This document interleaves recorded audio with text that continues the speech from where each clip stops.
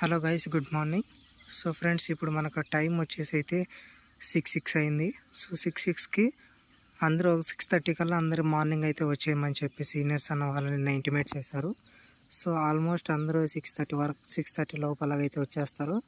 So చూడండి, independence day celebrations total video అయితే upload చేస్తాను, చేసేదానికైతే చూస్తాను మ్యాక్సిమం. సో ఇప్పుడైతే మార్నింగ్ 6కి అయితే వచ్చేసారు కొంతమంది అయితే. సో చూడండి. సో ఫ్రెండ్స్, అందరికైతే హ్యాపీ ఇండిపెండెన్స్ డే. సో ఈ ఇయర్ మనం 76th ఇండిపెండెన్స్ డే అయితే జరుపుకుంటున్నాం. సో చూద్దాం ఫ్రెండ్స్, మొత్తం వీడియోని మీకైతే అప్లోడ్ అయితే చేసేస్తాను.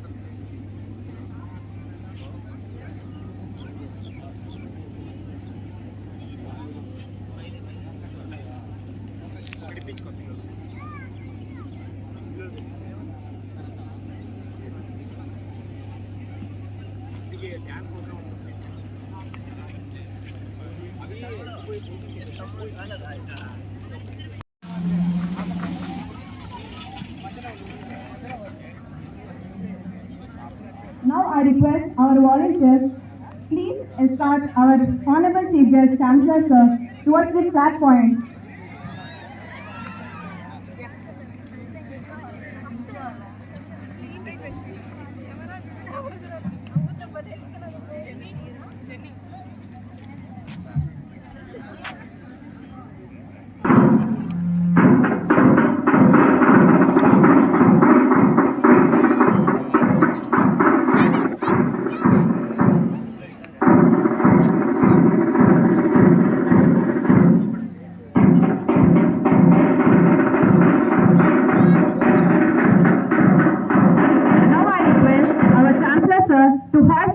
National flag.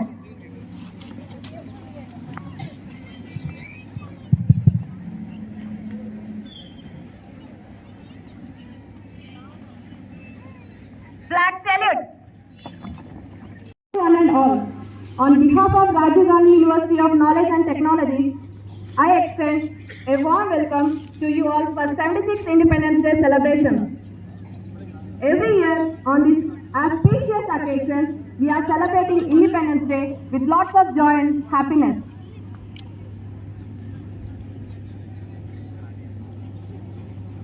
Now, I would like to extend a warm welcome to a well-known personality, our Honorable Director of RGKT Archivali, Professor K. Kanyarani.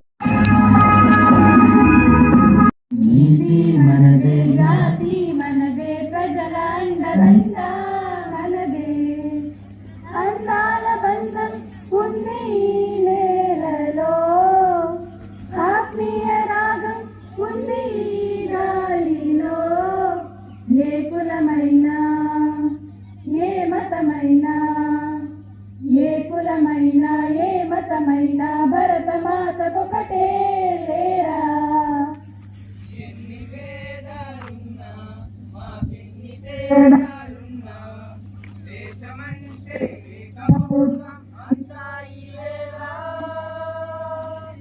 Vande Mataram అందమందరం అందామందరం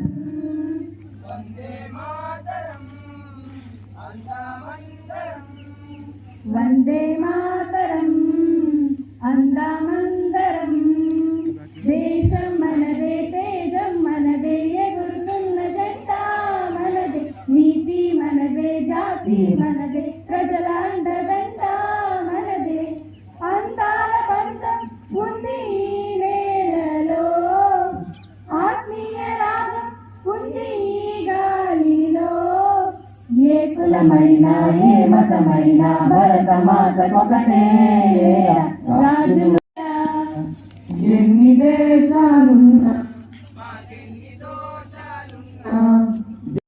అందామందరం Vande Mataram అందామందరం Vande Mataram అందామందరం Vande Mataram అందామందరం.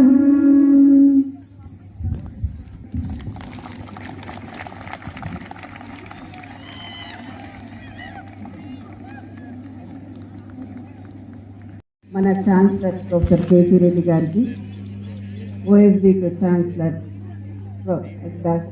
Gangireddy గారికి, ఎస్ఓ రిషికేష్ రెడ్డి గారికి, వివిధ అడ్మినిస్ట్రేటివ్ పొజిషన్లో ఉన్న RK valley faculty, AO, dean academics, dean student welfare, report, teaching non teaching ఫ్యాకల్టీకి, media మిత్రులకి, విద్యార్థులందరికీ కూడా 76వ స్వాతంత్ర దినోత్సవ శుభాకాంక్షలు తెలుపుతూ ఈరోజు జరుపుకునే వేడుకలకి మీకందరికీ ఆహ్వానం పలుకుతున్నాము. ప్రతి సంవత్సరము మనం స్వాతంత్ర దినోత్సవ వేడుకలు జరుపుకుంటాము. కానీ ఈరోజు మన భారతీయులందరికీ ఒక ప్రత్యేక దినంగా మనం పరిగణిస్తున్నాము. ఎందుకంటే 75 సంవత్సరాలు పూర్తి చేసుకొని ఈరోజు మనము 76వ స్వాతంత్ర దినోత్సవ వేడుకలు జరుపుకోవడానికి ఇక్కడ మనం సమావేశమయ్యాము. ఈ సందర్భంగా మన అందరి గుర్తు చేసుకోవాల్సింది మన అందరి సర్వతోముఖాభివృద్ధికి మనం అందరము కృషి చేయాల్సిన అవసరం ఎంతైనా ఉంది. 75 సంవత్సరాలు పూర్తి చేసుకున్నాము. 100వ సంవత్సరంలోకి మనం వెళ్ళేటప్పటికీ దానికి అనుగుణంగా మనము ప్రణాళికలను సహకారాలు అందించాలని మనం అందరము దానికోసం కృషి చేయాల్సిన అవసరం ఎంతైనా ఉంది. తర్వాత ఈరోజు ముఖ్యంగా మనం ఈ 75 సంవత్సరాలు పూర్తి చేసుకున్న సందర్భంగా ఒక్కరోజు కాకుండా ఆగస్టు 15 ఈ ఒక్కరోజే కాకుండా గత వారం రోజులుగా సైనికులకు అందరికీ నా వందనాలు తెలియజేస్తున్నాను. ఎంత ఉన్నత ఆశయాలతో ఏర్పాటు చేస్తున్నారు ఈ ఆర్జీసీటీ యూనివర్సిటీని. డాక్టర్ వైఎస్ రాజశేఖర రెడ్డి గారు 2008లో రూరల్ యూత్కి సాంకేతిక విద్యను అందించాలని ఒక మంచి ఉద్దేశంతో 2008 స్థాపించిన ఈ విశ్వవిద్యాలయాన్ని ఆ రోజు నుంచి ఈ రోజు వరకు అహర్నిశలు కృషి చేస్తున్నటువంటి మన ఛాన్సలర్ గారు డాక్టర్ కేసీ రెడ్డి గారు ఈ ఉత్సవాలకి మన క్యాంపస్కి విచ్చేయడం చాలా సంతోషంగా ఉంది సార్. మీకు ఆర్కే వ్యాలీ తరపున మా కృతజ్ఞతలు తెలియజేసుకుంటున్నాం సార్. ఛాన్సలర్ గారి లీడర్షిప్లో ఈ ఆర్జీసీటీ ఆర్కే వ్యాలీకి డైరెక్టర్గా పనిచేసే అవకాశం నాకు రావడం నిజంగా నా అదృష్టంగా భావిస్తున్నాను సార్. ఆర్కే వ్యాలీ అభివృద్ధికి మీరు అందిస్తున్న సహాయ సహకారాలకు మరొకసారి నా ధన్యవాదాలు తెలియజేసుకుంటూ ఈ ప్రత్యేక స్వాతంత్ర దినోత్సవం నాడు మీరు మీ అమూల్యమైన సందేశాన్ని మాకందరికీ అందజేయాలని కోరుకుంటున్నాను. ధన్యవాదాలు.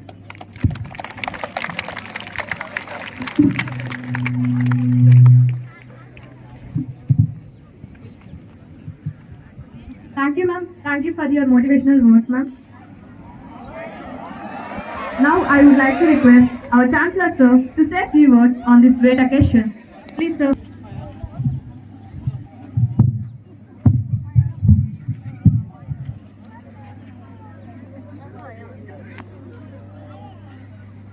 ఈ 75 వసంతాల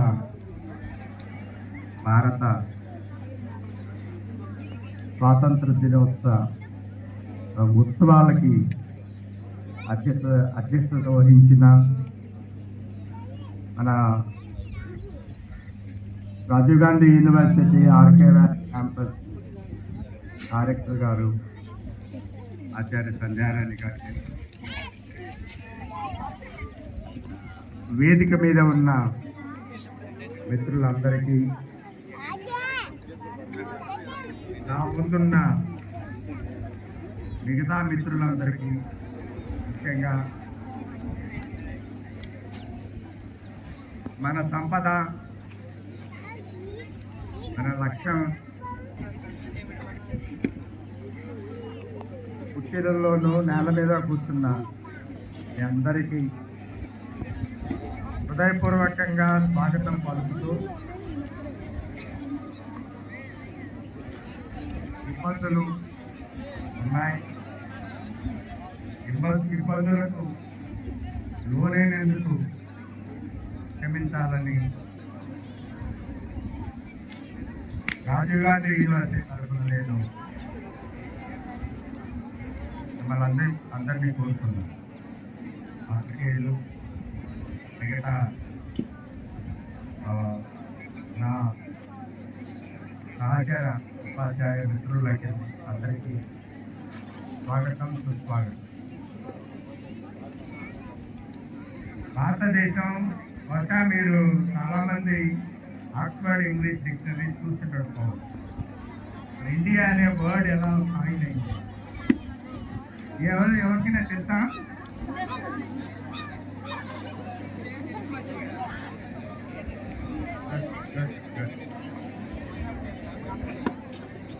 ఇండియా అనే వర్డ్ కాయిన్ అవడం మనకి ఆక్స్ఫర్డ్ ఇంగ్లీష్ డిక్షనరీ ఏమన్నారంటే independent nation, declared independent start. నా నెంబర్ నోట్ చేసుకున్న వాట్సాప్ ఎందుకు ఆగస్టులో ఇండిపెండెంట్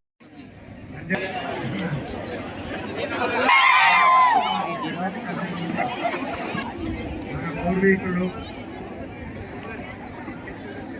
కష్ట నష్టాలకు వచ్చి విదేశీ నేను ఫ్రీ ఇండిపెండెంట్ ఇండియా బార్ ఏళ్ల పాటు వెయిట్ చేయాల్సి, స్కూటర్ కొనాలంటే అంటే మొబైల్ ఫోన్స్, టీవీలు అప్పటికి లేవు, అందుబాటులో లేవు. స్కూటర్ కొనాలంటే కారు గురించి ఆలోచన లేదు. స్కూటర్ కొనాలంటే కొన్ని సంవత్సరాలు వెయిట్ చేయాల్సిన అవసరం. వాళ్ళు ఎక్కడికి వచ్చామంటే మీ దగ్గర డబ్బు లేకపోయినా కానీ అప్పించేవాళ్ళు ఉన్నారు. అలా వెళ్ళి ఇలా కొనుక్కొని ఇంటికి వచ్చేది. ఒక ఇంట్రాస్పెక్షన్ అవసరం అని ఉంటుంది నా అభిప్రాయంలో. It is the right time for India to reflect on its own inadequacy. మీరు ఇవాళ చూడండి, 2021 గణాంకాల ప్రకారం 2% ఆదాయాలని పొందుతున్నారు.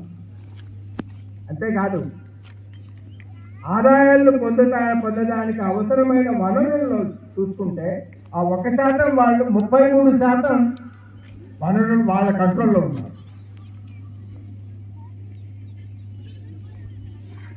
టాప్ 10%కి వచ్చేటప్పటికి 33% ఆదాయాలు వాళ్ళకి వెళ్తున్నాయి. 56%, 57% వనరులు వాళ్ళ దగ్గర ఉన్నాయి. అలాగే బాటమ్ 50% పాపులేషన్కి వచ్చేటప్పటికి అంటే మీకు యంగ్స్టర్స్కి ఓ పెసిమిస్టిక్గా క్రియేట్ చేయడం నా ఉద్దేశం కాదు. అంటే నేను ఇది ఎందుకు చెప్తున్నానంటే నా నెక్స్ట్ పాయింట్లో దీని లక్ష్యం ఉద్దేశానికి నేను వస్తాను. ఎందుకంటే ప్రస్తుతం చాలా కాంట్రవర్సీ నడుస్తుంది.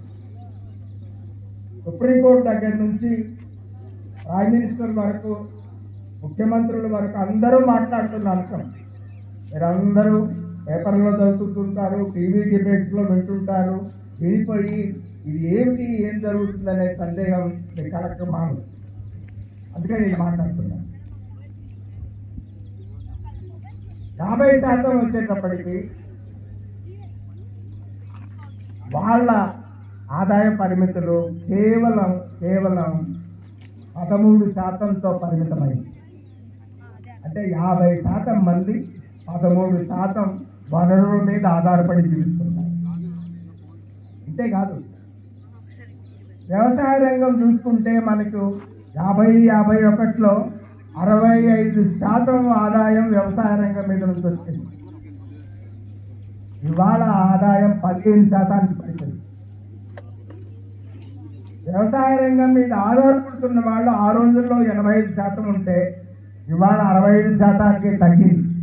అంటే 65% ప్రజలు ఈ దేశంలో 15% ఆదాయాల మీద జీవిస్తున్నారు. ఇది ఇన్ఈక్వాలిటీ కాదా? అంటే భారతదేశంలో అభివృద్ధి చెందింది, ఆదాయాలు పెరిగాయి. ఎప్పుడు చూడండి, ఇంజనీరింగ్ స్టూడెంట్స్ అయినా సోషల్ సైన్సెస్ స్టూడెంట్స్ అయినా కానీ అగ్రిగేట్ డేటా చూసుకోవడానికి వచ్చినప్పటికీ డిజాగ్రిగేటెడ్ డేటా చూసుకొచ్చినప్పటికీ చాలా తేడా ఉంది. దేశం మొత్తం సమూలంగా చూసుకుంటే చాలా సంతోషకరంగా ఉంటుంది. ఇవాళ కూడా రోడ్లు లేని ప్రాంతాలు ఉన్నాయి, విద్యుత్ లేని పట్టణాలు ఉన్నాయి, ఇంటర్నెట్ కనెక్టివిటీ లేని చాలా ప్రాంతాలు ఉన్నాయి. అంటే దీన్ని దృష్టిలో ఉంచుకున్నాం. జగన్మోహన్ రెడ్డి గారు అయితేనేంటి, అమిత్ షా, నరేంద్ర మోడీ గారు అయితేనేంటి, వెల్ఫేర్ కాన్సెప్ట్ అంటే మీకు చాలా మంది తెలియకపోవచ్చు. ఇండియా ఇండిపెండెన్స్ నేషనల్ అయినప్పుడు ఒక కాన్స్టిట్యూషన్లో ఒక బ్యూటిఫుల్ సెంటెన్స్ ఉంది. India is design to become a socialistic partner society. India is a welfare state. మరి ఎప్పుడు రెండు సెంటెన్స్లు చెప్తాను మీకు. అప్పు కోసం తీసుకోవడం తప్పు కాదు, కానీ అప్పు దేనికోసం తీసుకుంటున్నారు, దేనికి ఉపయోగిస్తున్నారు అనేది ముఖ్యం. అప్పు ఆదాయాల కోసం, ఆదాయాలు పెంపొందించడం కోసం, వనరులను సృష్టించడం కోసం తీసుకుంటే తప్పకుండా అది కీలకమైన అంశం. అలాగే వెల్ఫేర్ అనేది మనకి ఎప్పుడైతే దేశంలో ఇన్ఈక్వాలిటీస్ ఎక్కువగా ఉన్నాయో వాళ్ళ అభివృద్ధికి పోయి పాటుపడడం. ఇవాళ అభివృద్ధి అంటే కీలకంగా 3 అంశాల మీద చెప్తాను. ఒకటి విద్య, 2 ఆరోగ్యం, 3 బేసిక్గా కావాల్సిన నెసెసిటీ. ఆహారం అయితేనేంటి, వాటర్ అయితేనేంటి, ట్రాన్స్పోర్టేషన్ అయితేనే, ఇవన్నీ మారుతున్నాయి. ఇప్పుడు నేను పుట్టినప్పుడు లగ్జరియస్ కమోడిటీస్ అనుకున్నా, ఇవాళ అన్ని ఎసెన్షియల్ కమోడిటీస్ అయిపోయాయి. మీరు పుట్టినప్పుడు లగ్జరియస్ కమోడిటీస్ అనుకున్నారు, అవన్నీ ఎసెన్షియల్ కమోడిటీస్ అయిపోయాయి. ఇలా మారుతుంటారు. ఎందుకంటే ప్రజల్లో మార్పు వస్తుంది. అంతర్జాతీయంగా జరుగుతున్న మార్పులను దృష్టిలో ఉంచుకొని మన ప్రజల్లో కూడా మార్పులు వస్తాయి. కాబట్టి దాన్ని దృష్టిలో ఉంచుకొని చేయాలి. అందుకని నా అభిప్రాయంలో మన సంపదని మనం అభివృద్ధి చేసుకోవడం కోసం. భారతదేశం అభివృద్ధి చెందాలంటే నా ఆలోచనలో రెండు మార్గాలు ఉన్నాయి. ఒకటి, యువతకి సరైన ఉద్యోగ అవకాశాలను కలగజేయాలి.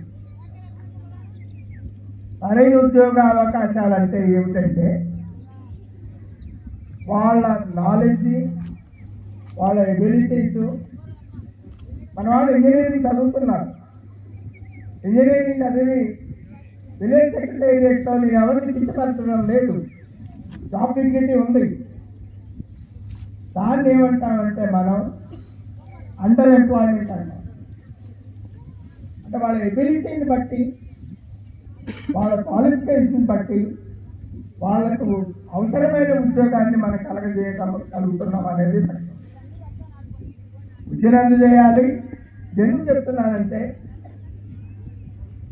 డెమోక్రటిక్ కంట్రీలో ఈక్వల్ ఆపర్చునిటీస్ అనేవి చాలా ఇంపార్టెంట్. ఆ ఈక్వల్ ఆపర్చునిటీస్లో ఎకనామిక్ ఆపర్చునిటీస్ ఉన్నాయి, సోషల్ ఆపర్చునిటీస్ ఉన్నాయి. ఎకనామిక్ ఆపర్చునిటీస్ని అందుకోవాలంటే సోషల్ ఆపర్చునిటీస్ మనం క్రియేట్ చేయాలి. దానికోసం జగనన్న విద్యా దీవెన కానీ,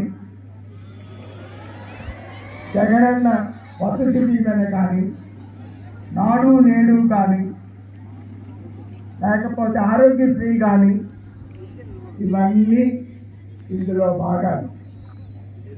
వీటి గురించి చర్చించాల్సిన, మరొకసారి చెప్తున్న నా అభిప్రాయం. ఎందుకంటే అభిప్రాయాలు డైనమిక్గా ఉంటాయి. ఇవాళ ఉన్నవి రేపు ఆచరణయోగ్యం కాకపోవు. ఇవాళ మనం ఉన్న పరిస్థితుల్లో ఇవి అవసరం. సో ఇన్ఈక్వాలిటీస్ ఉన్నంత వరకు, ఆదాయాల్లో ఇన్ఈక్వాలిటీస్, వనరుల్లో ఇన్ఈక్వాలిటీస్ ఉన్నంత వరకు వాటిని మనం కరెక్ట్ చేసుకోవాలనుకుంటే ఒకే పద్ధతి ఏమిటంటే ఎవరైతే అభివృద్ధిలో భాగస్వామ్యులు కాకుండా ఉన్నారో వాళ్ళకి అవకాశాలు కలగజేయాలి. ప్రభుత్వం ముందుకు రావాలి. ప్రభుత్వం ఇన్ఈక్వాలిటీస్ను తగ్గించగలగాలి. విద్య, ఉపాధి రంగాలతో పాటు ఆరోగ్యాన్ని కూడా ముందుకు తీసుకెళ్లాల్సిన అవసరం ఉంది. సత్యనారాయణ గారు చెప్పారు, ఆర్జీవికేటి క్రియేట్ చేయడంలో ఇందులో ఒక భాగం. అంటే రాజశేఖర రెడ్డి గారు ఆర్జీవికేటిని క్రియేట్ చేద్దాం అనుకున్నప్పుడు రెండే కీలకమైన లక్ష్యాలు. ఒకటి, ఎవరైనా ఏ ప్రాంతంలో ఉన్న వాళ్ళైనా కానీ ఒక ప్రొఫెషనల్ ఇంజనీరింగ్ ప్రోగ్రామ్ చదువుకోవాలని ఆ ఆస్పిరేషన్ నుండి ఆర్థిక పరంగా అందులోకి వెళ్ళలేకపోతే వాళ్ళకి మనం కలగజేయాలి. దాని లక్ష్యం ఏమిటంటే మంచి ప్రొఫెషనల్ ఇంజనీరింగ్ డిగ్రీ ఇచ్చి దాని ద్వారా వాళ్ళకి ఉద్యోగాలు కలగాలి. It is nothing but to empower a village or a remote tribal change with professional education. That must contribute to quality employment. ఒక విలేజ్ నుంచి ఒక ఫ్యామిలీ నుంచి ఒక వ్యక్తికి మనం తీసుకురాగలిగితే అక్కడ ట్రాన్స్ఫర్మేషన్. సో ఎకనామిక్ ట్రాన్స్ఫర్మేషన్ ఎప్పుడు రావాలంటే ఉపాధితో రావాలి. ఉపాధి రావాలంటే విద్యా అవకాశాలు కలగజేయాలి. దాన్ని దృష్టిలో ఉంచుకొని ఆర్జీవికేట్ని క్రియేట్ చేయడం జరిగింది. చివరిగా ఆ కోరిక, ఆ విన్నపం, ఆ ఆలోచన మీ అందరికీ ఏమిటంటే రెండు దయచేసి నేర్చుకోండి. ఒకటి, మనలో మన మీద నమ్మకం ఉంటుంది ప్రజలు. ఏ దేశమైనా ఏ వ్యక్తి అయినా కానీ వాళ్ళ మీద వాళ్ళ నమ్మకం లేకపోతే అభివృద్ధి పదంలోకి వెళ్ళలేదు. అలా అని రెండో వ్యక్తిని కించపడతారు. అందరూ ఒకే విధంగా ఉండరు, ఎవరిని కించపడతారు, సమానంగా చూడండి. భారతదేశం ముఖ్యమైన సంపద ఏమిటంటే మన కల్చరు, మన ట్రెడిషన్స్, మన వాల్యూస్. అందుకే ఎప్పుడు చెప్తాం, భారతదేశం ఒక చిత్రపటం గీస్తే ఎన్నో భాషలు, ఎన్నో రాష్ట్రాలు, చాలామంది కోరుకున్నారు భారతదేశం విడిపోవాలి. అది జరగదు.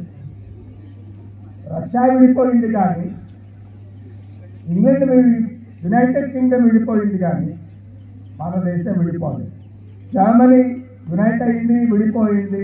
యూరోపియన్ యూనియన్ యునైట్ అయింది, విడిపోయింది, విడిపోతూనే ఉంది. మన దేశం విడిపోలేదు. అందుకే యూనిటీ అమెక్స్ డైవర్సిటీ అన్నాం. ఇది మన స్ట్రెంగ్త్. సో మన స్ట్రెంగ్త్ మనం ఇంకా బలోపేతం చేసుకున్నాం.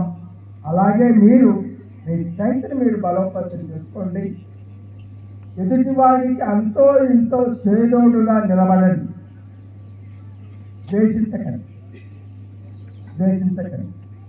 అంటే అందరూ సమానం. మనందరము ఈ దేశంలో భాగస్వాములు.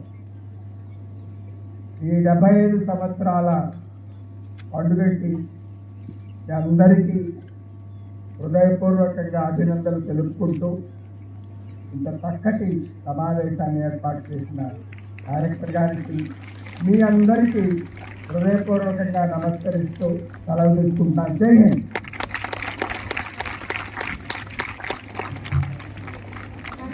Thank you for your wonderful and inspirational words. Wow, what a wonderful performance. Thank you, boys and girls. Give them a big round of applause. Now, yoga performance will begin by our yoga students. అన్నా I welcome them. Give them a big round of applause and welcome them.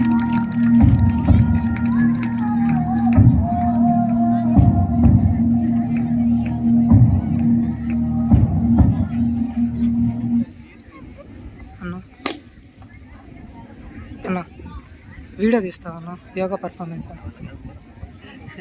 రేపు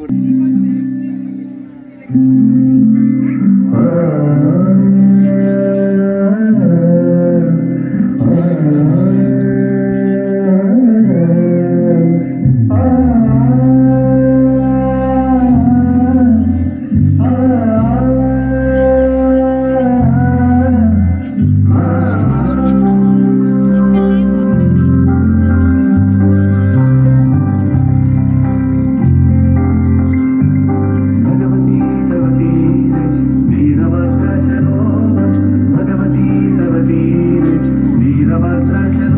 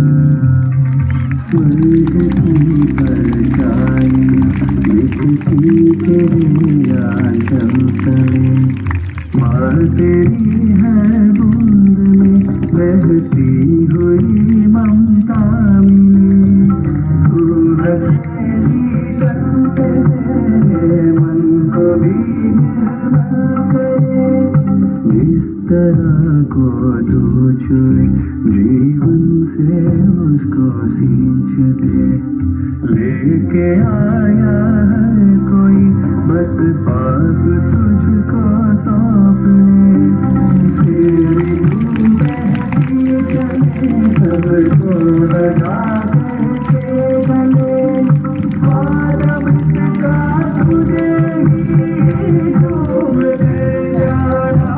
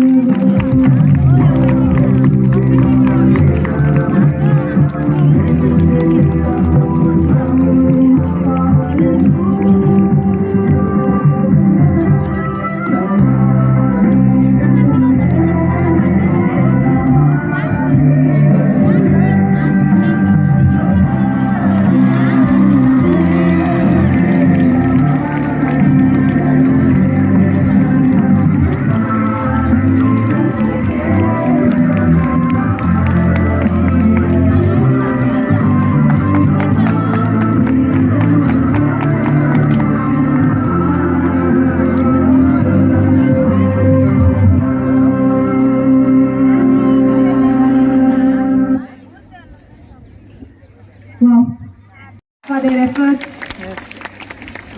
Now, patriotic song by Pasin. I welcome her. Welcome her with a big round of applause.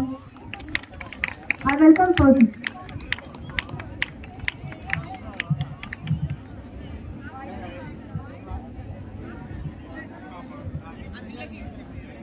यहाँ वहाँ जहाँ तेरी दुनिया है, कहीं भी तेरे जैसा कोई नहीं है। हंसी नहीं सोच दुनिया घुमा है, कहीं कहीं तेरे जैसा कोई नहीं।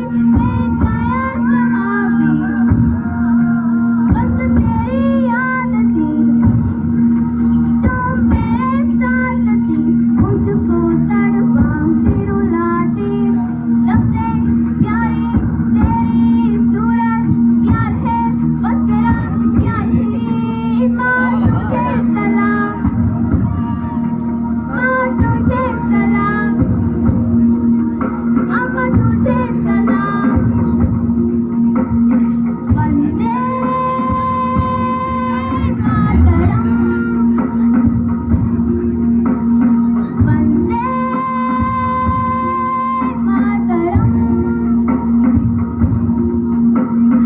वंदे मातरम, वंदे मातरम, वंदे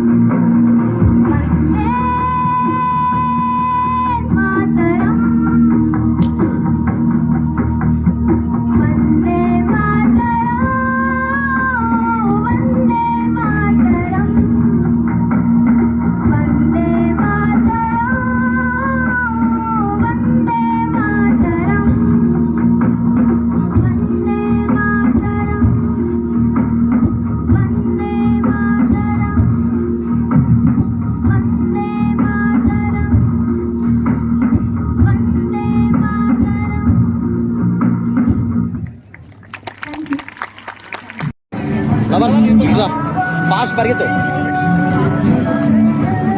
ఫాస్ట్ అట్టెళ్ళు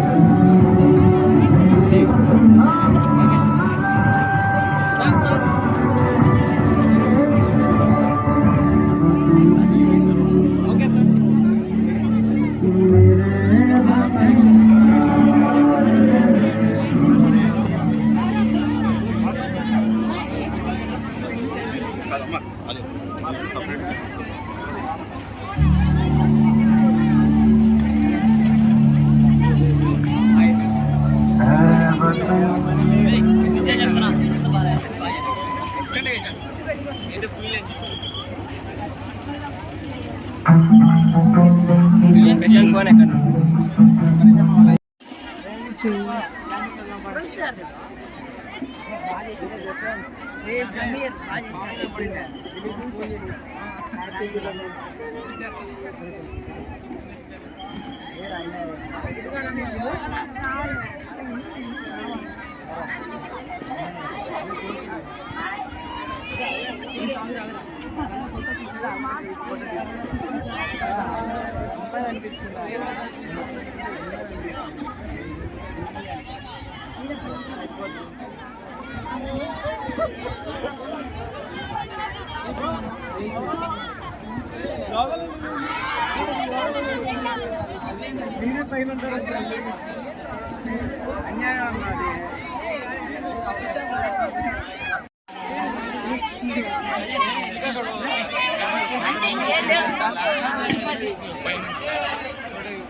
అరే నువ్వు మాత్రం